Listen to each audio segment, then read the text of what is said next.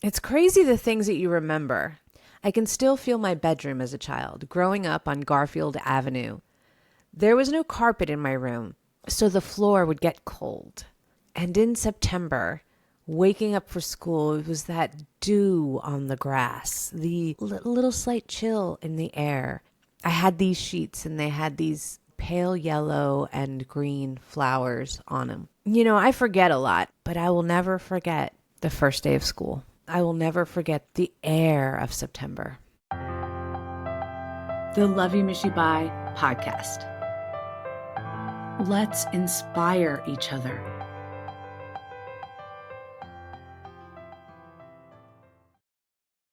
It is my favorite time of year. Fall has always undoubtedly been my favorite season, and I couldn't be more excited that it's here. It's the start of football and hoodie season. Actually wearing a red sweatshirt that says love on the front. Honestly, it's everything I love. And it's putting me in like the best mood because outside in Texas, it's probably 96 degrees and I'm wearing a sweatshirt. So I just turned my air down just a little bit and I am right there in fall, okay? I wanted to feel it because it is September. I wanted to feel it.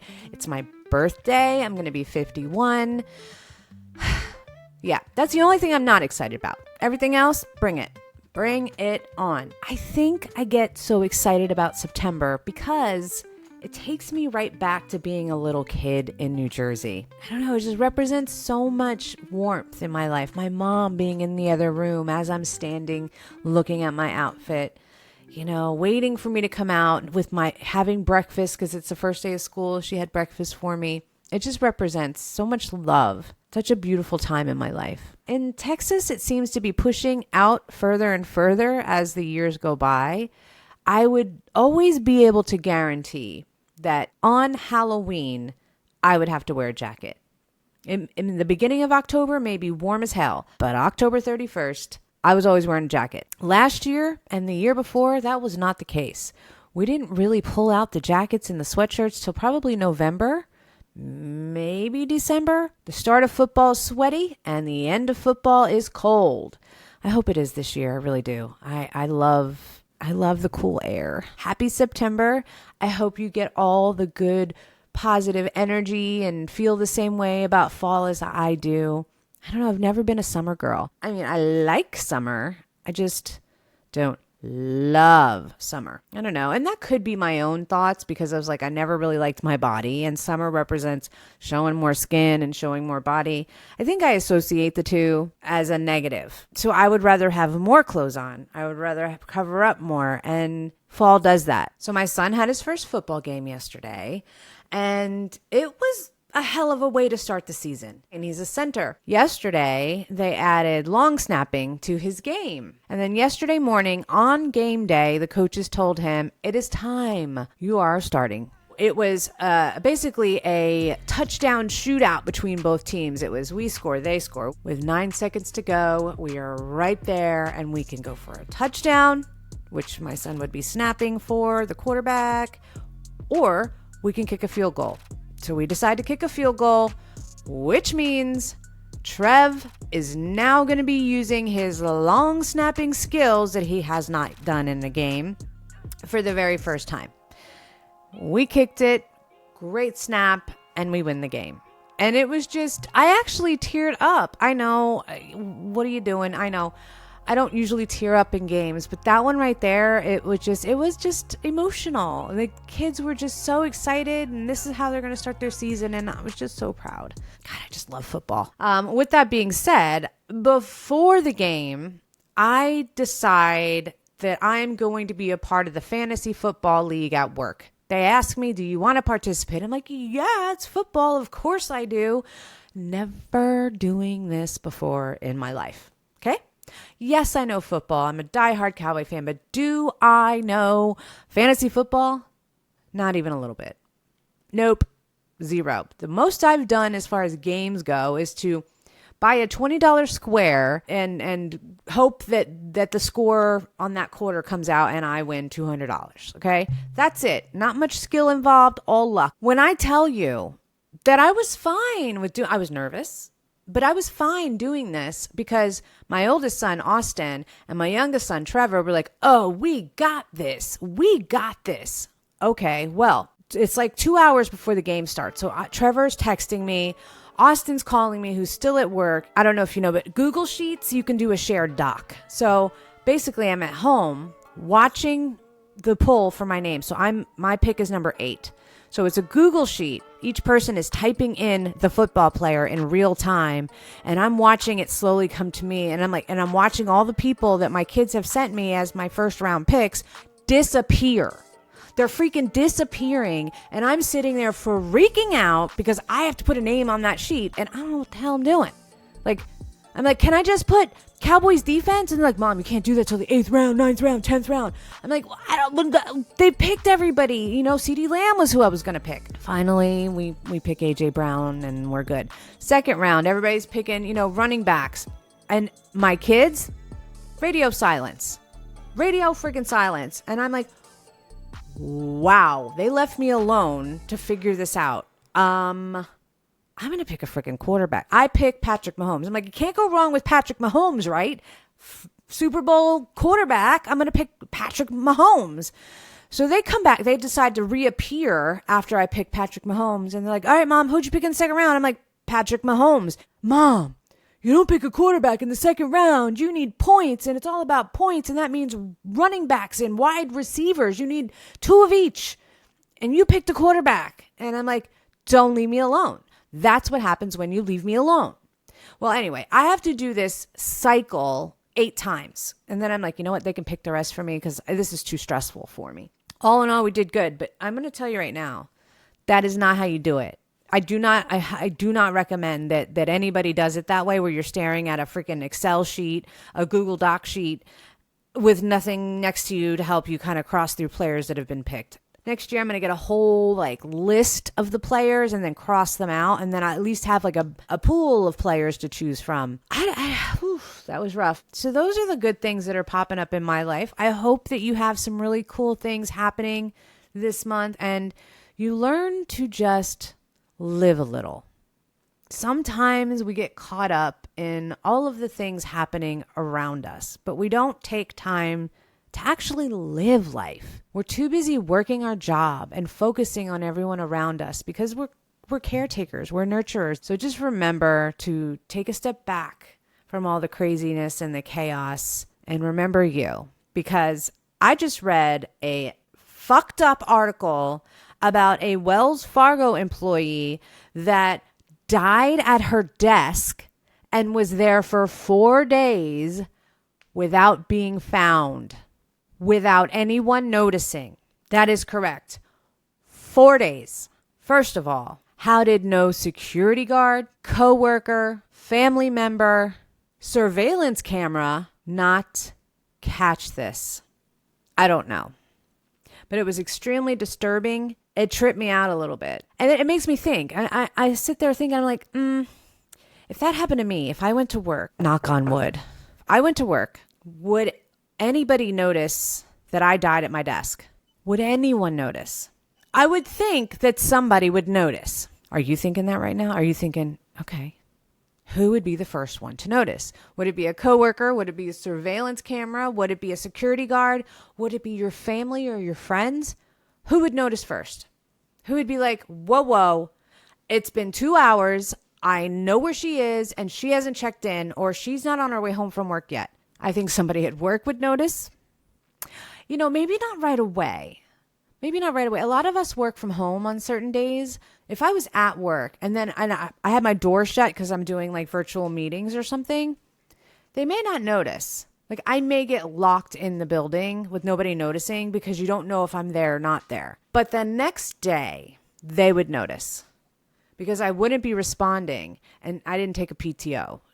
So if not my boss noticing, my team would notice because we're constantly talking. So I would say I'm going to give my office 24 hours, okay? 24 hours, somebody's going to say something. But my family, my home, maybe not my dad. My dad may not know because we don't see each other every day. And my oldest son may not know right away. But you bet your bottom dollar, which I don't even know where that saying comes from. My youngest And my daughter, oh, they're going to know. They're going to know because we have each other on Life 360. They know if I go to a Starbucks to get a Starbucks drink and I didn't get them something. They will text, they will call. What are you doing? We see where you are. What are you doing? I am tracked and stalked by my kids. So if I'm at work past 7, they're going to freak out. Last night, we were at Trevor's game and the game started at 7. It was about 45 minutes away. So I drove by myself because Hannah had an after work meeting and she couldn't come. I met my oldest son there and we watched the game together. I didn't leave that game for something. There was something wrong with the clock. So it was taking forever, but I didn't leave that game until about, I guess, 9:45 because I got a text from Hannah at 9:41. She sees that I'm at the game because she's got me on Life 360 and she says, "Are y'all good? It's almost 10 p.m." Like, that's my life. So would it be noticed if I died at work? Yeah, it would be noticed right away. And that's because I'm with my kids. But if I was living by myself, maybe not. And I don't know the circumstances behind the person that passed away at work. Let me look. The article that I'm reading from is on NBC News. It was written by Marlene Langthen. Officials probe death of Wells Fargo employee found in her cubicle 4 days after scanning into work. Denise Prudhomme, 60, okay, that tells you she didn't have kids at home or I don't know if she had a husband yet, but she didn't have kids at home, was found dead on August 20th in her Arizona office. Police say the preliminary investigation shows no signs of foul play. I just want to hear why, how, what, A 60-year-old Arizona Wells Fargo employee scanned into her office on a Friday in what appeared to be an ordinary workday. Gosh, man, things just come out of nowhere. You just never know, man. She had last scanned into the building at 7 a.m.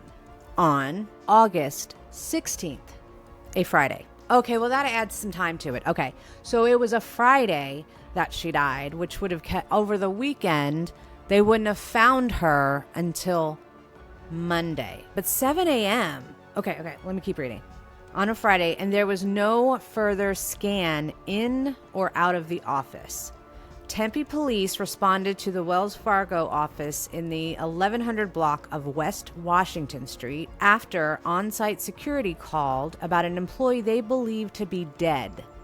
She was pronounced dead at 4:55 p.m., police said. The cause of death is pending determination by the medical examiner.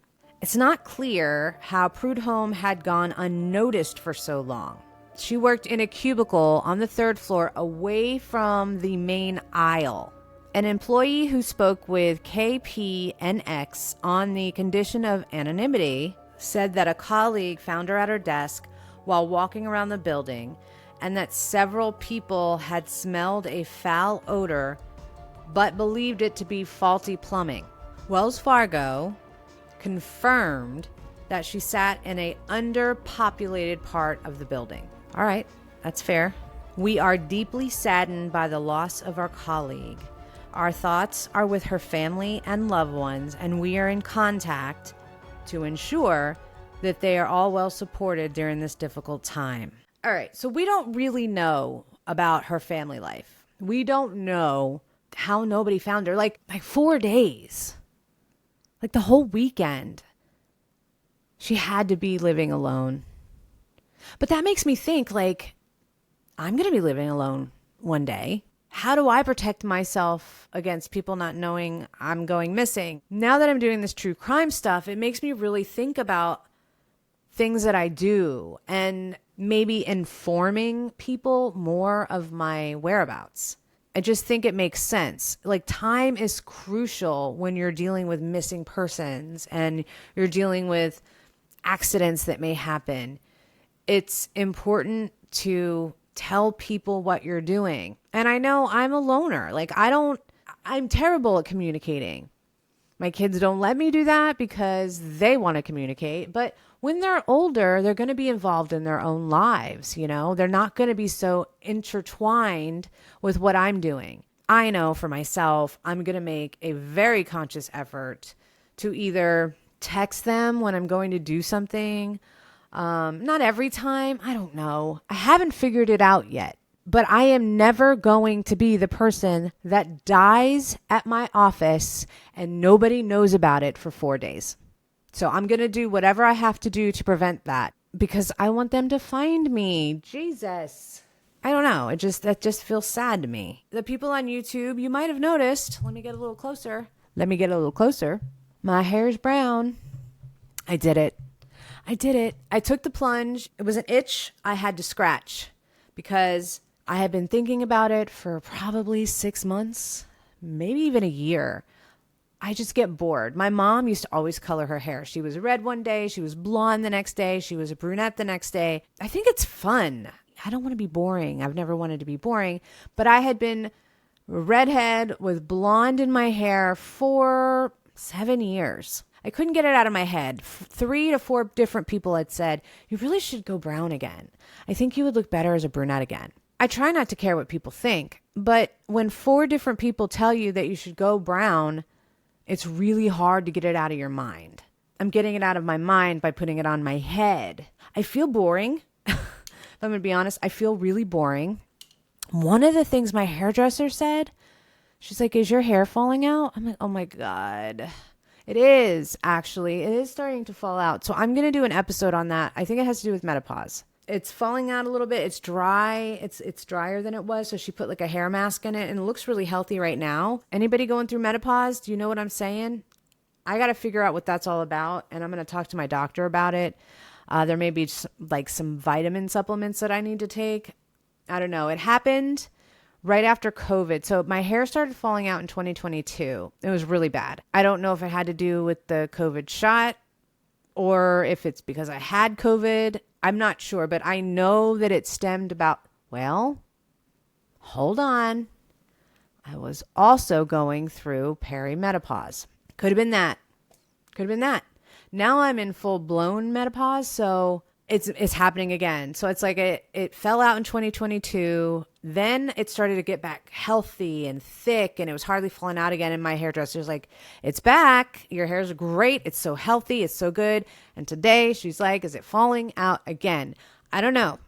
I don't know if it's a cycle that goes up and down and up and down. I'm not really sure, but I need to figure it out. So if you're going through that, if you're in perimenopause or menopause, that is probably symptomatic to being in that phase of life. If you have any tips or tricks, or if you've already gone through this and you remember it, put it in the comments, send me a text. I want to know, is there something I should be doing that I'm not doing to keep my hair thick? I'm going to be recording and releasing another true crime episode. I haven't decided which one just yet, but it will be out. Depending on how fast I record and edit, it could be out this week also, or it may be released the following Monday. So look out for a surprise drop sometime during the week. If you do like the true crime, please let me know. I enjoy making true crime. It is a lot of work. This is easy for me. I sit here and I talk to you and I just go and I edit and we're done. It's not so easy when I'm doing a story and there's sound effects and there's music that has to play into the suspense and the climax of the story. There's pictures, there's audio, there's video. All of that stuff has to be researched and put into the episode, so it can take days for one episode. So it would be really nice if you told me if you enjoy it, because if you do, I want to continue making you happy. It's worth it for me to do that work if you like it and enjoy it. Go pull out your hoodies. You probably don't want to join fantasy football because it's stressful. All right. Happy September. Love you, miss you. Bye.